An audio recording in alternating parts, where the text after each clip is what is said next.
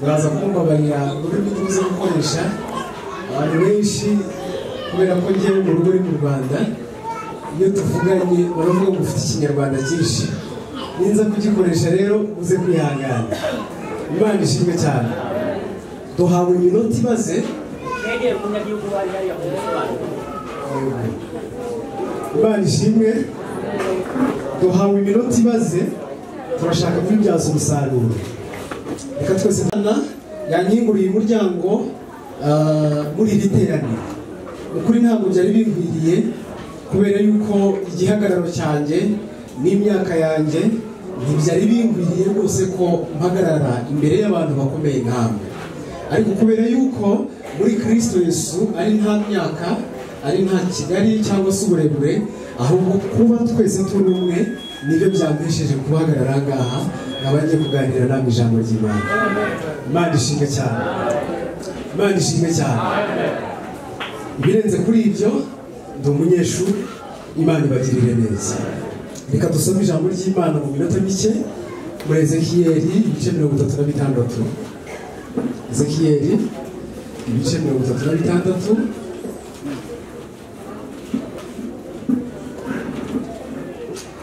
guhera ku murongo wa 25. Umuhanuzi Ezekiyeli ibice 36 umurongo wa 25. Handitswe ngo nzabanyanyagizaho amazi meza maze muzatungana bakureho imyanda yanyu yose ibigirwamana byanyu byose. Nzabaha n'umutima mushya mbashyiremo umwuka mushya. Nzabakuramo umutima ukomeye nk'ibuye mbashyiremo umutima woroshye. Kandi nzabashyiramo umwuka wanjye ntume mugendera mu mateka yanjye mugakomeza amategeko yanjye mukayasohoza. Amen. Reka dusoreze mu gitabo cya mbere cy'Abakorinto ibice 15.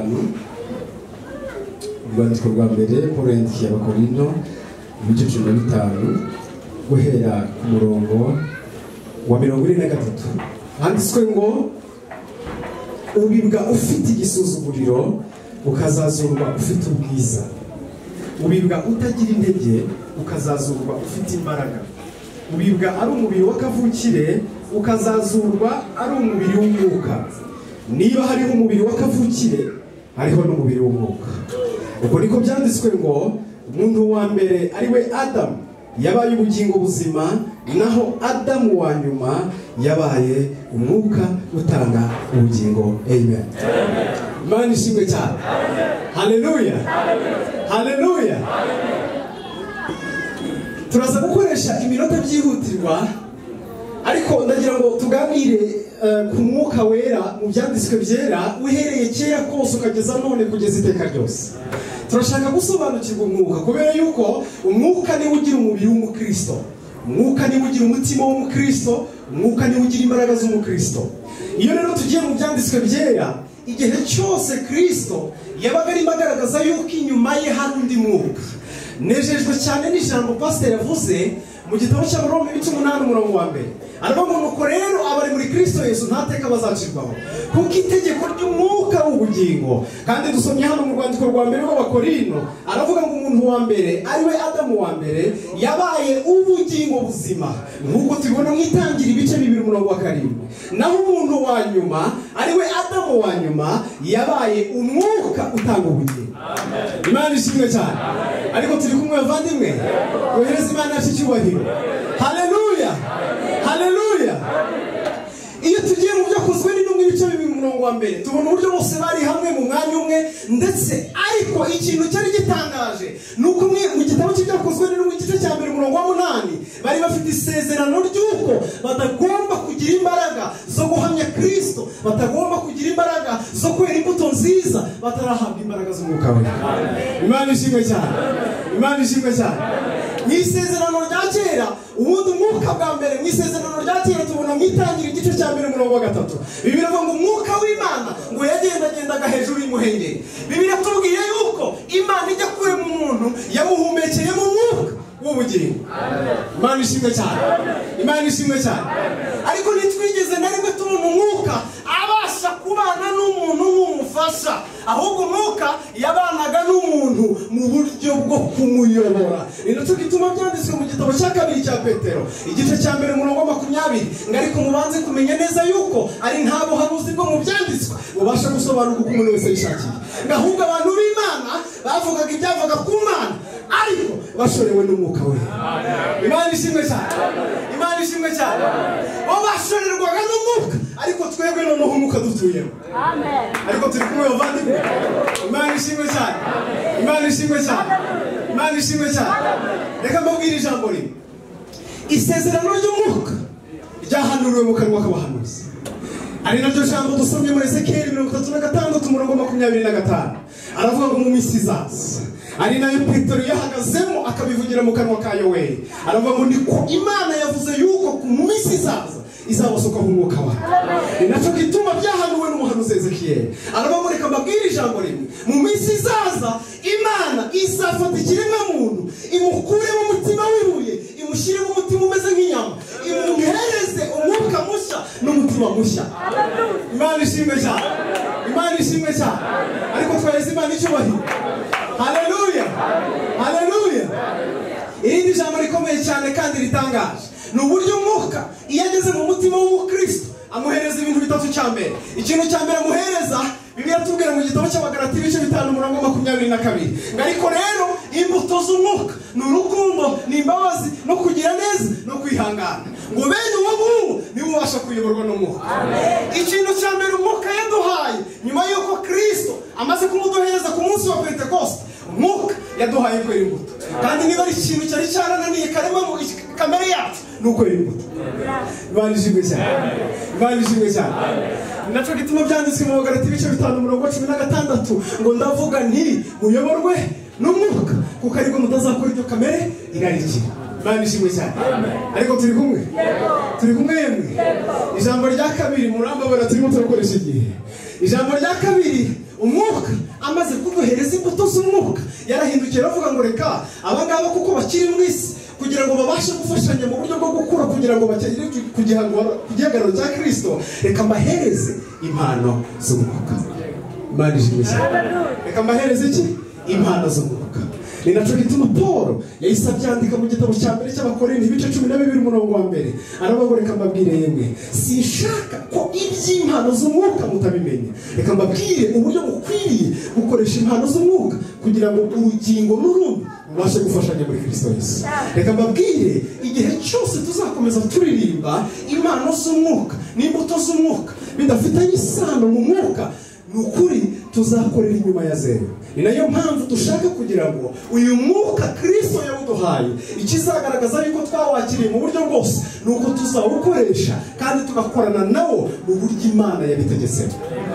Imana ishimwe cyane, Imana ishimwe cyane. Abatesalonike bari bafite ikibazo. Ni nacyo gituma Paul yabandikiye mu gitabo cya mbere cy'Abatesalonike ibice 5 umurongo wa 16 aravuga ngo bene data ndabinginze ntimukazimye umwuka w'Imana. Imana ishimwe cyane. Dushobora kubaho mu buzima bwishimiye umunsi wa Pentekoste ariko umutima wanjye waramaze kuzimya umwuka w'Imana. Ageze mu Efeso arababwira ngo Efeso reka mbabwire ibice 4 umurongo wa 30 ntimugateze agahinda umwuka we, ngo kuko ni wowe wabashyiriyeho kuba ikimenyetso aricyo gakiza kawe. Imana ishimwe cyane. Igihe cyose twebwe ba Kristo tubayeho mu buzima budasa na Kristo, tuba tubayeho mu buzima buteza agahinda umwuka we. Imana ishimwe cyane, Imana ishimwe cyane. Kimwe mu bintu bizatuma umunyabyaha aryoherwa Kristo uri muri ni igihe cyose nzaba ndi kumwanduza imbuto z'umwuka. Amen. Imana ishimwe cyane, Imana ishimwe cyane. Niyo mpamvu yabwiye Abefeso arababwira ngo ntimugateze agahinda umwuka wera, ngo kuko ari we wabashyiriweho kuba ikimenyetso aricyo gakiza kawe. Dore Imana ishimwe, dore Imana ishimwe. Arangije aravuga ngo rega mu byakozwe n'intumwa ibice 2 bahawe impano bose batangira kuvuga indimi zose, ariko igitangaje ni uko umwuka niyageze mu mutima w'umukristo aravuga ngo reka mbabwire ntabwo aza wenyine ngo aduhindure abahamya bo guhamya Kristo gusa, ahubwo umwuka atuzanira n'intwaro z'umwuka. Imana ishimwe cyane. Arizo Paul yavuze mu Efeso ibice 6 umurongo wa 12 aravuga ngo yemwe bene data we ibisigaye mukomerere mu mwami no mu mbaraga z'ubushobozi bwe bwinshi, mwambare intwaro zose z'umwuka kugira ngo mubashe guhagarara mudatsinzwe n'uburiganya bwa Satani. Kuko tudacirana n'abatware cyangwa abafite ubushobozi cyangwa abategeka isi y'umwijima, ahubwo ducirana n'imyuka mibi y'ahantu ho mu ijuru. Ariko kuri none nimutware ingofero ibabera agakiza. Imana ishimwe cyane, Imana ishimwe cyane. Ngo kandi muhagarare mushikamye mukeneye ukuri w'umukanda, ngo kandi kirenze kuri ibyo mutware ingabo ibabere kwizera. Arangije aravuga ngo impano ya kane icyo mbasaba ni kimwe, nimumara gutwara ingabo ikababera kwizera, noneho nimufate inkota y'umwuka, ari ryo jambo ry'Imana. Imana ishimwe cyane, Imana ishimwe cyane. Paul yavuze intwaro zirindwi, ariko hari intwaro yasigaje, hari intwaro imwe yasigaje. Yavuze intwaro ikingira igituza, avuga ingofero, avuga ingabo, avuga inkota, avuga inkweto, ariko mu mugongo arahasigaza. Yego, reka nkubwire, mu mugongo ni hari ijambo, mu mugongo ni hari inkweto, mu mugongo ni hari gusenga, mu mugongo hari mwene se. Ni nayo mpamvu uyu munsi nshobora kugwa kubera ko ntafite unyegamiyeho, ariko ningira uwo negamiyeho igihe cyose ntabwo nagwa. Ni nayo mpamvu nshaka kugira ngo uyu munsi umwuka wacu we kuba wacu gusa, ahubwo tuwusangire. Imana ishimwe cyane, Imana ishimwe cyane, Imana ishimwe cyane. Ariko yemwe turi kumwe, mwahereje Imana icyubahiro. Nsigaranye iminota 5. Turi kumwe yemwe, turi kumwe. Umwuka yaduhaye imbuto, umwuka amara kuduha imbuto aduhereza impano. Umwuka amara kuduha impano abona ko bidahagije, aravuga ngo reka mbahereze n'intwaro z'umwuka. Imana ishimwe cyane, Imana ishimwe. Pasiteri yavuze aravuga ngo umwuka ni Imana kandi Imana ni umwuka. Imana ishimwe cyane. Umuntu wese uri hano akwiye data wa twese, umwana w'ikirenge n'umwuka wera. Imana ishimwe cyane. Data wa twese niwe ushyiraho umugambi, umwana w'ikirenge agasohoza umugambi, umwuka wera niwe waje gukomeza umugambi w'Imana. Imana ishimwe cyane. Jambo rya mbere, umwuka wera duhindura abantu, aduhindura abagabo ba Kristo. Imana ishimwe. Ariko turi kumwe, Imana ishimwe cyane. Reka mbabwire bavandimwe, igihe cyose turi kuyoborwa n'umwuka tuzakomeza kunguka abakizwa. Yego, yego, tuzakomeza kunguka abakizwa. Ibyakozwe n'intumwa bigizwe n'ibice 28, ariko ikintu kinangaza ni uburyo guhera ku murongo ku gice cya 2 kugera ku gice cya 28 ni umwuka wera uri gukora gusa. Imana ishimwe cyane. Ni nayo mpamvu tugikwiriye kubyita ngo ni ibyakozwe n'intumwa bibiheshejwe n'umwuka wera. Yego, yego, isezerano ry'umwuka wera ryasohoye. Ariko ndagira ngo ngubaze nanone, ongera wiyumvire umwuka wera mu mutima wawe, uvuge ngo hari icyo nkwiriye gukora, nkwiriye kuyoborwa nawe. Imana ishimwe cyane. Nkwiriye kuyoborwa nawe, nkamwumva kandi nkamwumvira. Umwuka wera ni umufasha ubana natwe. Ijambo rya kabiri ritumaze gusubiramo ari naryo mwene data yavuze, umwuka wera adufasha mu ntege zacu, niwe munyamasengesho wanjye udufasha mu mitima yacu. Ijambo rya nyuma dukwiriye gusorezaho ni ukugira ngo dusobanukirwe uburyo umwuka ari we mufasha wa mbere kandi akaba ari nawe wa nyuma ushobora gutuma itorero ridahungabana kandi rihura n'ibibazo byose. Umwuka wera niwe proje y'Imana kandi ni nawe uduprotekta twebwe abanyamuryango. Imana ishimwe cyane, Imana ishimwe cyane. Nashakaga gutinda ku mpano z'umwuka, nashakaga gutinda ku mpano z'umwuka, nashakaga gutinda ku mbuto z'umwuka. Genda n'ijambo rivuga ngo umwuka yaduhaye ibintu bitatu: aduhereza impano, aduhereza imbuto, aduhereza impano. Imana ishimwe cyane. Ibisigaye rero muvandimwe, komerera mu mwami no mu mbaraga z'ubushobozi bwinshi, wambara intwaro zose z'Imana ubashe zinzwe n'uburiganya bwa Satani. Reko turi kumwe, turi kumwe muvandimwe. Igihe cyose Bibiliya itubwira ngo ambara ingofero kubera agakiza, ni igihe cyose udakwiriye kubundikira uwo wakiriye muri wowe, ahubwo aho uri hose mugaragaze kugira ngo utagira isoni zo guhamya uwo wakiriye. Imana ishimwe cyane, Imana ishimwe cyane. Nta kuntu wamenya ko nizera Yesu ku gatuti ariko nagera iwacu bakajya banshidikanya ko nizera. Yego, turi kumwe. Ijambo rya kabiri, reka nimureke twe gutakaza kwizera. Ni nayo mpamvu muri Yohana 14:1 havuze ngo nimuhagarike imitima yanyu, ahubwo mwizere Imana nanjye mugira uti munyizere. Imana ishimwe cyane. Ndasoje, ariko reka dusenge. Sakaje iminota 2, reka dusenge. Ariko icyo twifuza kuri uyu munsi wa none ni uko twongera kumva impumuro nziza y'umwuka wera mu mitima yacu. Yego, ab'isi ntibamurora kandi ntibamuzi, nk'uko Yesu Kristo yabivuze muri Yohana 14:15. Umufasha w'ukuri naza niwe uzabafasha mu buryo bwose. Icyakora ab'isi ntibamuhabwa kuko batamurora kandi ntibamuzi, ariko mwebwe muramuzi kuko abana nawe. Ariko turi kumwe, turi kumwe. Niyo mpamvu ibitubwiriza ni ubupfu bw'ibibwirizwa, kubera yuko byahawe ababihawe. Haleluya, haleluya. Umuhaguruke dusenga Imana. Bibiliya iravuga mu gitabo cy'Abaroma ibice 10:17, Bibiliya iravuga ngo kuko ubwami bw'Imana atari ukurya no kunywa, ahubwo n'ubwo gukiranuka, n'ubwo amahoro no kwishimira mu mwuka we. Reka nanjye nongere mwifurize we wakiriye Pentecoste mu mutima wawe, reka nongere mwifurize kwishimira mu mwuka we. Igihe cyose twishimiye mu mwuka we, duhamya Kristo mu gihe gikwiriye no mu gihe kidakwiriye. Igihe cyose twishimiye mu mwuka we, tubasha gukunda ibidakunditse, tubasha kubabarira ibitababarira.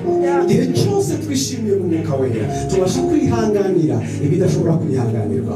Kwishimira mu mwuka we ni ikimenyetso gisobanura ko dukomejwe na Kristo. Imana ishimwe cyane, Imana ishimwe cyane. Reka twongere kwishimira mu mwuka we. Data mu izina rya Yesu.